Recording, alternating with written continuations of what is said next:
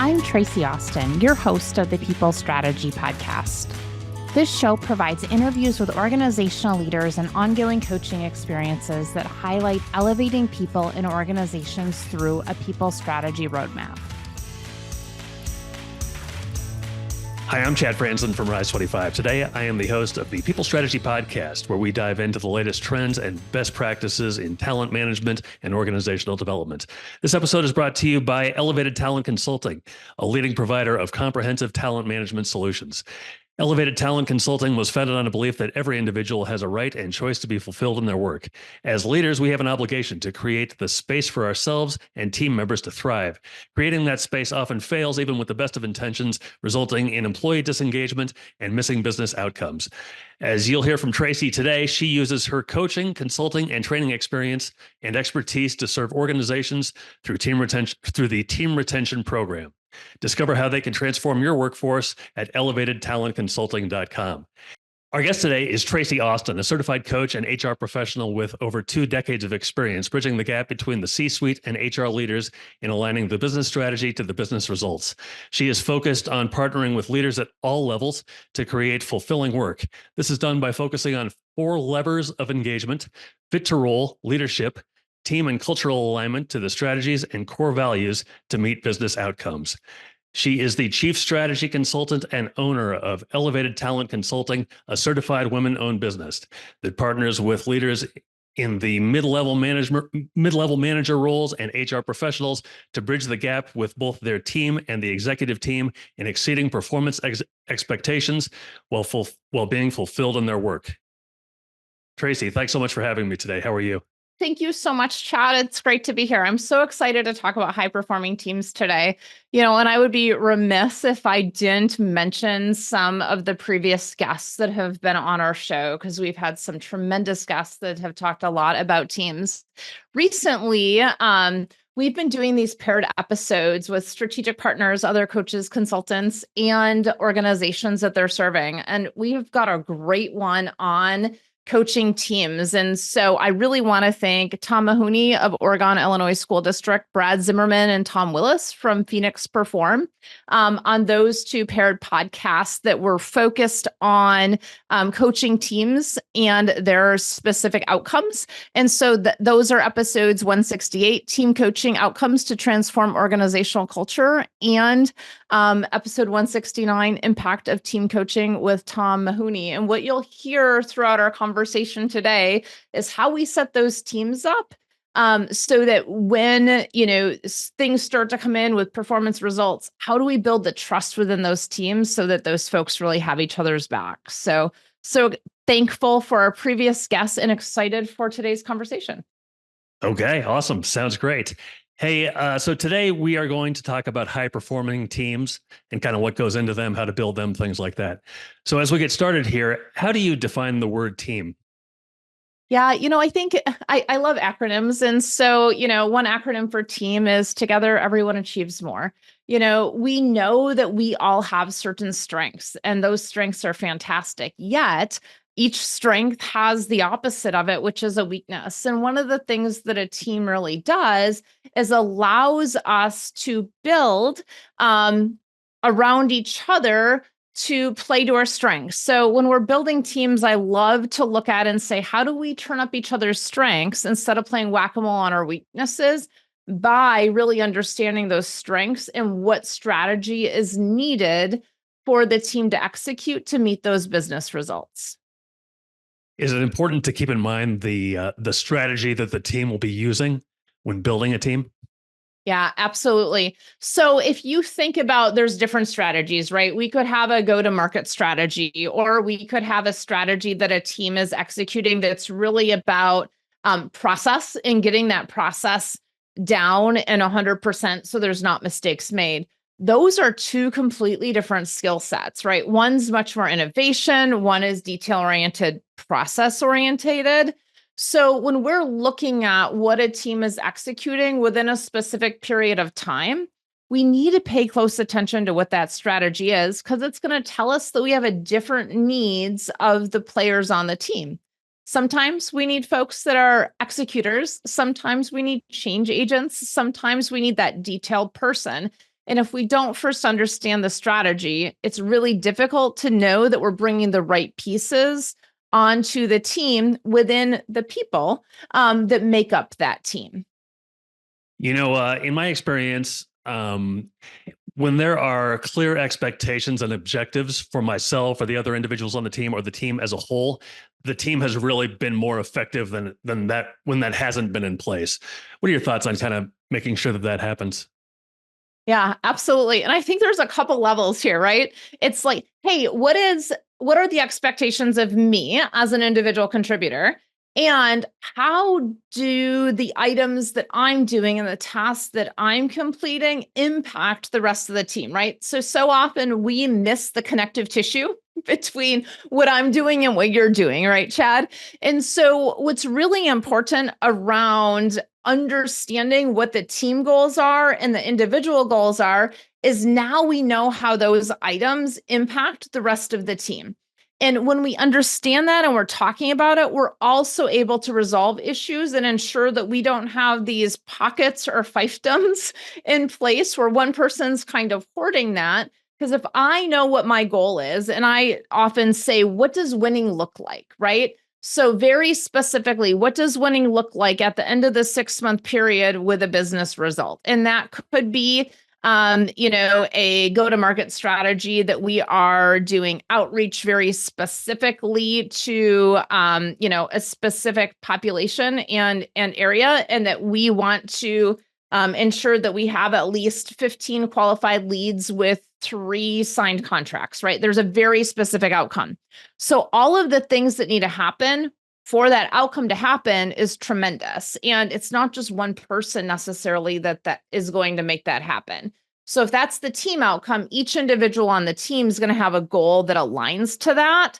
So when we can pull those key pieces together, now we're all moving in the same direction to hit those outcomes. I think, a lot of us have been on a team or in a situation where we're working as kind of a well-oiled machine, a great team. But sometimes that hasn't been the case. What do you think are some potential obstacles or challenges to working in teams? Yeah, absolutely.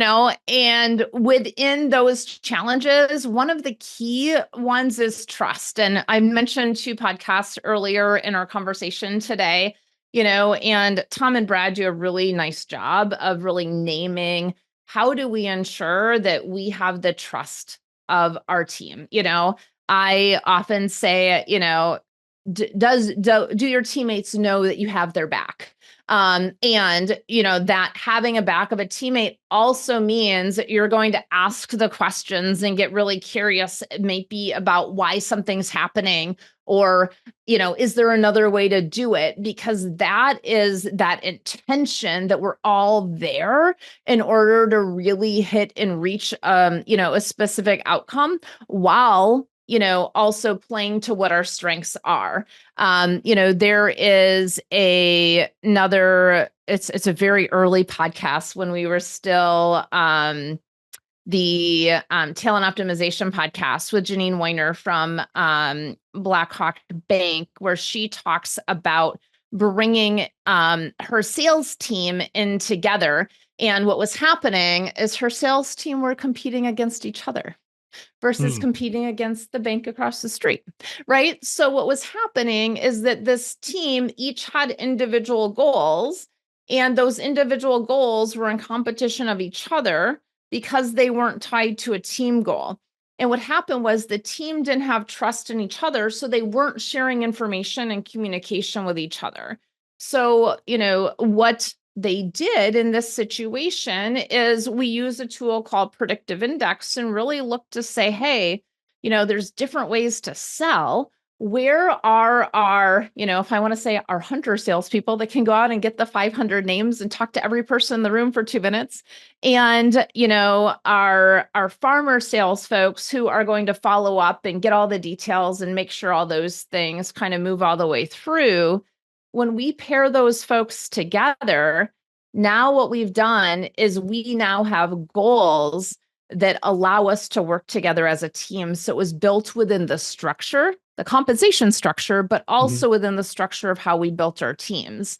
And so, when we look at that obstacles or challenges, I'll quickly go through a couple of them. One, does your policies and your compensation actually stop your team from working as a team? Do you have communication challenges that are in place that make it very difficult for your team to know the information that's needed in order to execute to get to that business result? Have you shared enough with your team from the top level of where the organization's going, what's happening all the way through? Especially if we're talking about sales, is there a link between sales and what's happening in production so that there's not animosity with like, yeah, sales sold it and they have no idea how to actually make this happen. Like I hear this all the time, right? And so they made it impossible for us to do our job. Now there's animosity between those teams, right? So we want to ensure that we have the communication and the conversations happening to get to those key results.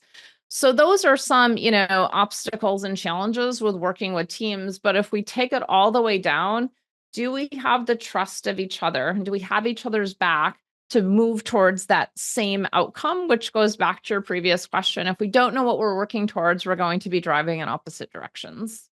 Sure, sure. So when it comes to building a high performing team, what are some key steps to keep in mind? Yeah, absolutely. That first step is really, I kind of have stated it a couple Mhm. times. What are we working towards? What does winning look like for the team and what does winning look like for the individual? And ensuring that those are actually tied to the business outcomes that the organization's wanting. When we know what that looks like and we can track towards it, it's much easier to hit a goal.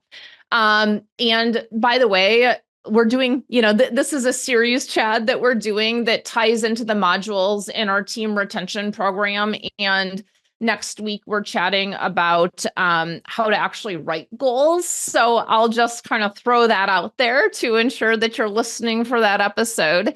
But with that being said, we really need to know what those goals are. Then we need to align the individual efforts with those team goals and those priorities. So again, they're cascading.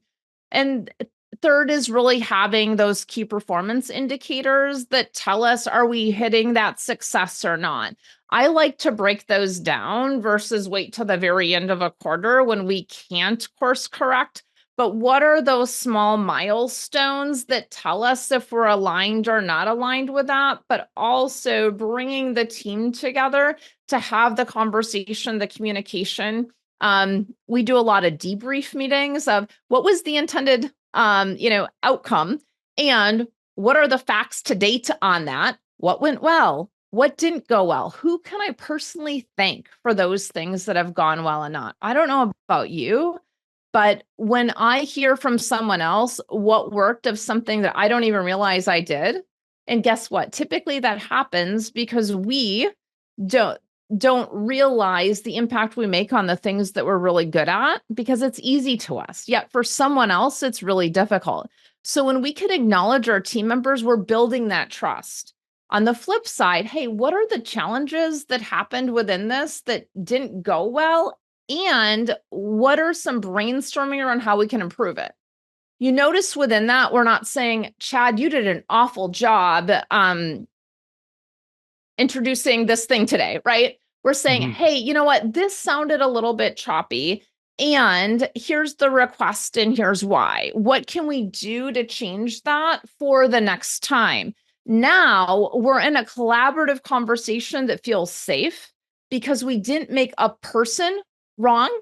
We talked about the outcome of something that specifically happened that we can change. Sure. Um, you know, so how does that resonate for you? Yeah, absolutely. I think that's a great, that's definitely a uplifting, I guess, for lack of a better word, way to do it rather than maybe punishing or condemning way to do it. Yeah. And it goes back to like, hey, do the members on my team have my back? If they're going to like start trashing me, they don't have my back. If they say, hey, Traci, you know, this was the outcome that we got, and I think we can turn it up a notch by this, this, and this. Are you willing to try that? Or do you have other ideas on it? I'm going to be like all in. Like now we're in collaboration mode to like raise each other up. I'm all in for that. Yeah, most definitely. So, everybody who's part of a team brings their own gifts or their own talents, their own skills to make it an effective team. But what are some common characteristics maybe of people who are part of a high performing team? Yeah, absolutely. So, the characteristics, I think the number one is I'm gonna go to passion, right? We there's and I talk about engagement, you talked about it in the intro, right? Like there's four key levers of engagement: fit to role, are you in the right role? Is the leader leading you the way you need to be led? The third, which we're talking about today, is team. And then the fourth is that culture piece. And, so when we look at the characteristics of people that make up a good team, we need to make sure that those other levers are already aligned, right? So is each member of this team in the right role? And if not, then we need to play with that before we can kind of move on. Is the leader leading them the way that they need to be led? That's the leader really paying attention to what motivates folks. What does that look like? We had another podcast guest not that long ago, Dr. White, with the 5 languages of appreciation at work, right? And that really talks about how do we appreciate our team members so that they will perform at a higher level. So when we look at the characteristics of the individuals on the team, are they passionate about what they're doing, i.e. in the right role? Do they have the communication with the team and the trust? I mean, that trust you keep hearing me say over and over and over with the team to really move that forward so that we're moving in the same direction versus sabotaging what the team is specifically doing.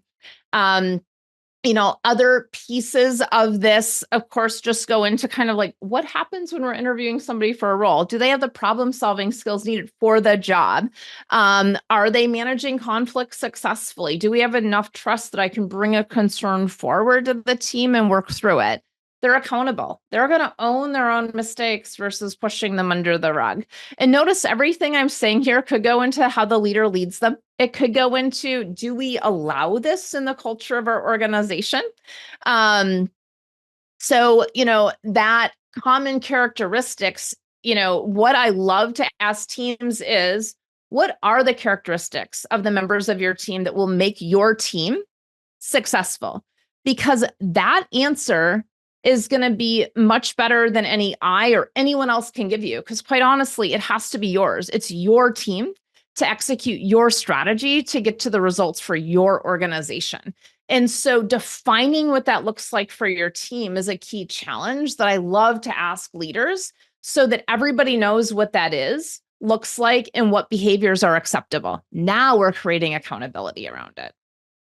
I know a resource that you use when looking at team behaviors is predictive index design. Can you tell me a little bit more about that?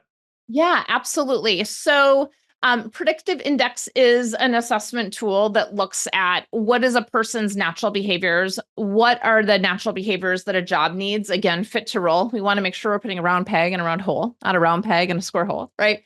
But when we look at teams, it really looks at what is the strategy that this team is executing. And so when we can see the strategy that the team's executing, we then can look at the members within that team and say, hey, do we have the right members to execute this specific strategy? And then we're going to really start to look at what are the strengths of each member on our team. So if we need somebody that's amazing at, implementing processes and procedures, I am not that person and I'm going to fail at it. So if that's what we need, I can be a change agent, but we need to ensure we've got someone on that team that can take on that task and execute it all the way through. So the example that I used previously about the bank and the different sales folks and types of sales folks, that's a really great example of utilizing predictive index to increase your business outcomes. By the way, they gave out more bonuses in that quarter than they had in the 110-year history of the bank. Wow. Like that's fun, right? Definitely. Is there a resource that you might recommend beyond predictive index when looking at team behaviors? Yeah, absolutely. One of my favorites is, I love Patrick Lencioni and the 5 dysfunctions of a team, and I think many of you have probably seen his little triangle that talks about what are those 5 dysfunctions of a team and how does that specifically align. The very first thing is trust. When we have an absence of trust, we can't get anywhere else in order to actually speak up if we don't think something's going right. We're not necessarily committed because there's no trust. If I don't trust the person next to me, I'm not going to be committed to their outcomes, right? That piece of accountability. So often when I see folks like pushing stuff under the rug, it's because there's not the commitment to the outcomes.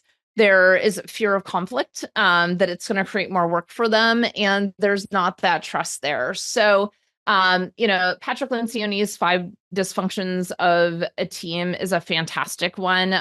We do training specifically on and around that, and we utilize that, of course, in our team retention program. But if you haven't picked up that book, that's a fantastic resource. What are some specific things that Elevated Talent Consulting encourages or does to help build effective teams?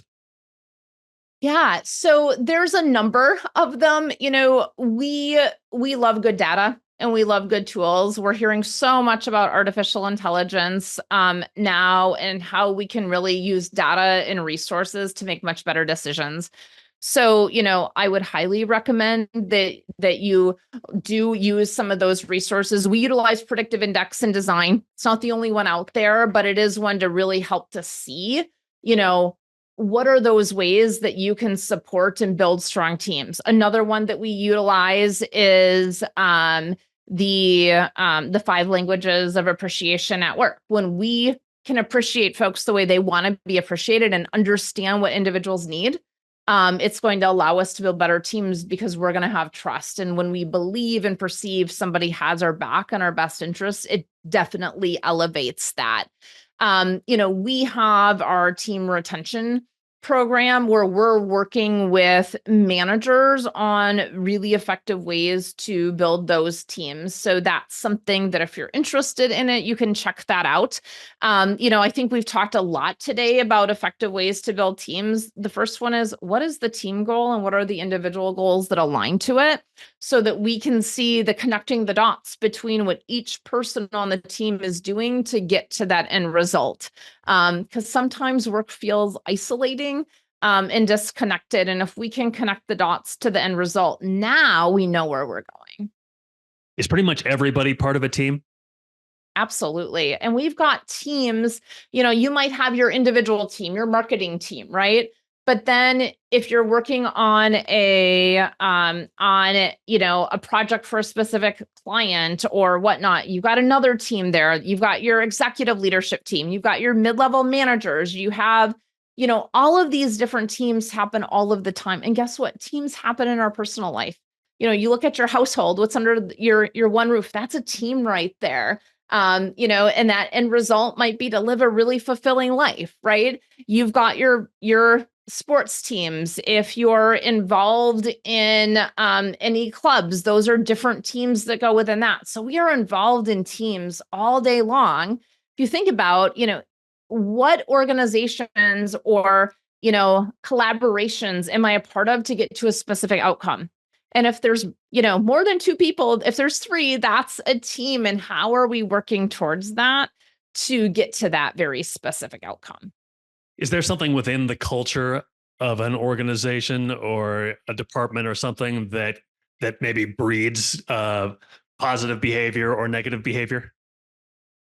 I think that that's really an interesting question, because if we're in alignment on what the expectations are, right? I go back to the definition, right? So I think, our listeners have heard me talk so much about, mission, vision, values.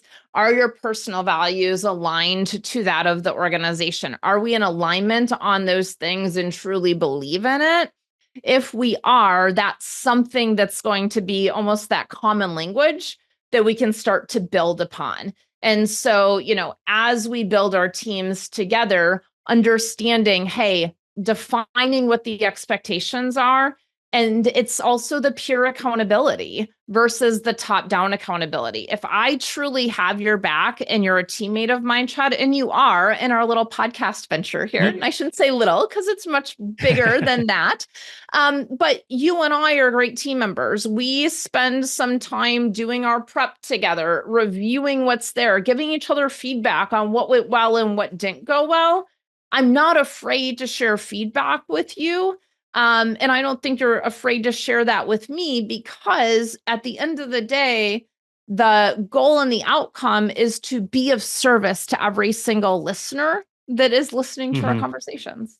Okay. Yeah. Very nice. Very nice. Anything else we should know then about building an effective team and things to keep in mind? We want to celebrate our successes, and we always want to ask for feedback. And my shameless plug of please give us our 5-star reviews, or if you don't love us, tell me why so that we can improve it.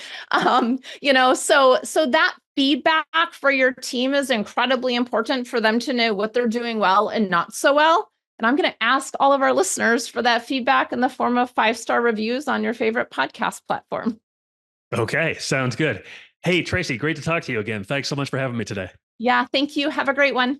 You as well. So long, everybody. Thank you so much for listening today. I'd love to connect with you. If you'd like to connect, you can find me on LinkedIn at Traci, Traci Austin, and at our website at elevatedtalentconsulting.com. If you'd love to learn more about our process, please reach out to us. And again, thank you so much for listening and sharing your feedback with us through a review. Have a fantastic day.